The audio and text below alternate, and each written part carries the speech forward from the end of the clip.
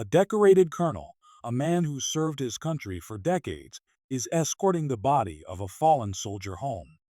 But when the airline tries to stop him, things take a turn no one saw coming. This isn't just a story about duty, it's about respect, race, and a moment that shocked everyone involved. Colonel James Carter stood at the gate of Atlanta's Hartsfield-Jackson Airport, his uniform crisp, his posture unwavering.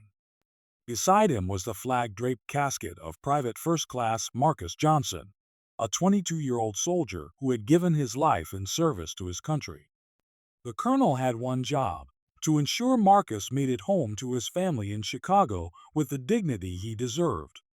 But what should have been a straightforward mission quickly turned into a battle of its own.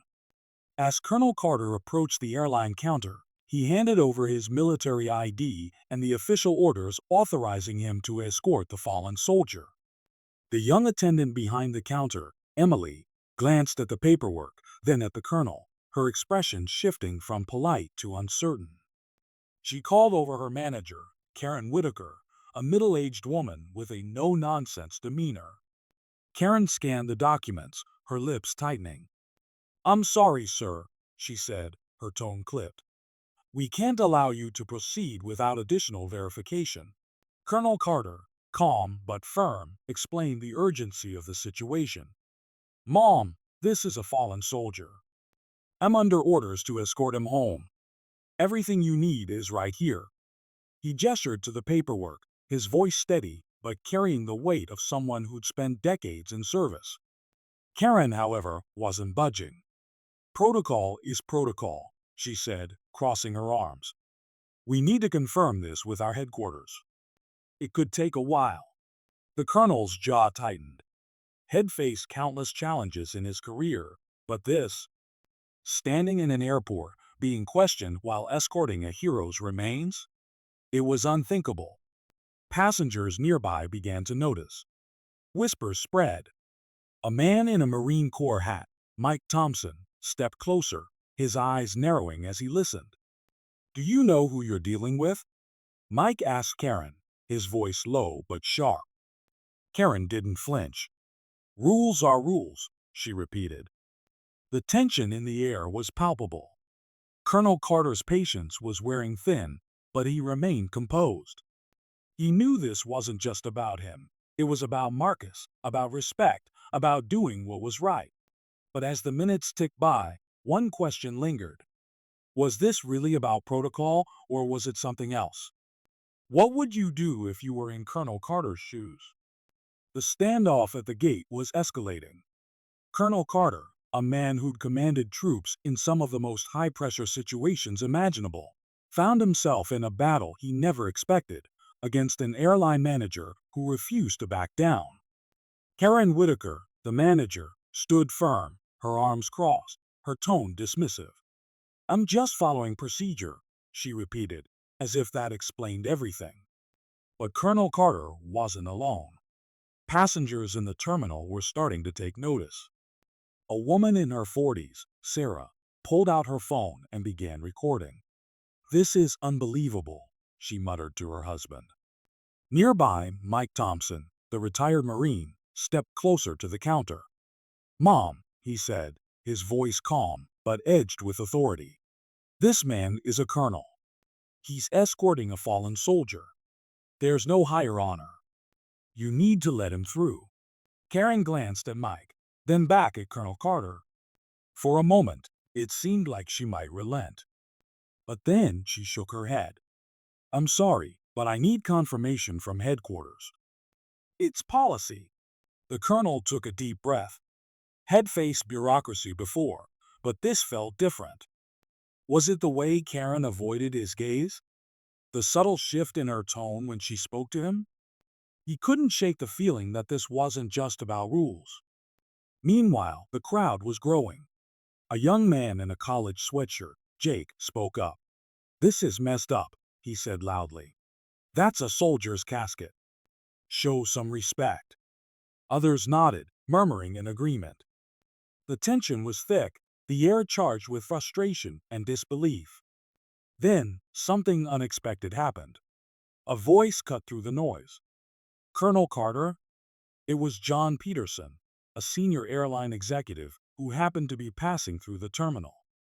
John's eyes widened as he recognized the colonel. The two had served together years ago in Iraq. "John," Colonel Carter said, relief flickering in his eyes. "I've got a situation here." John turned to Karen, his expression stern. "What's the problem?" Karen hesitated, her confidence wavering. "I was just following protocol." "Protocol?" John interrupted. "This man is a decorated officer. That's a fallen hero. You let him through. Now." The crowd erupted into applause, but Colonel Carter remained focused. His mission wasn't over yet. "What would you have done if you were in that terminal, watching this unfold?" The terminal was electric with tension. John Peterson, the airline executive, had just overruled Karen Whitaker, but the moment wasn't over. Karen, visibly flustered, tried to save face. "I was just doing my job," she said, her voice trembling. But no one was listening. All eyes were on Colonel Carter and the flag-draped casket beside him. John turned to the colonel, his voice low but urgent. "James, I'm so sorry about this. Let's get you and Marcus through immediately." He gestured for the gate agents to open the way, but Colonel Carter held up a hand. "Wait," he said, his voice steady but carrying the weight of decades of service. He looked at Karen, then at the growing crowd of passengers. "This isn't just about me or Marcus. This is about respect, about doing what's right, even when it's inconvenient." Karen froze, her face pale. The crowd, now fully invested, watched in silence.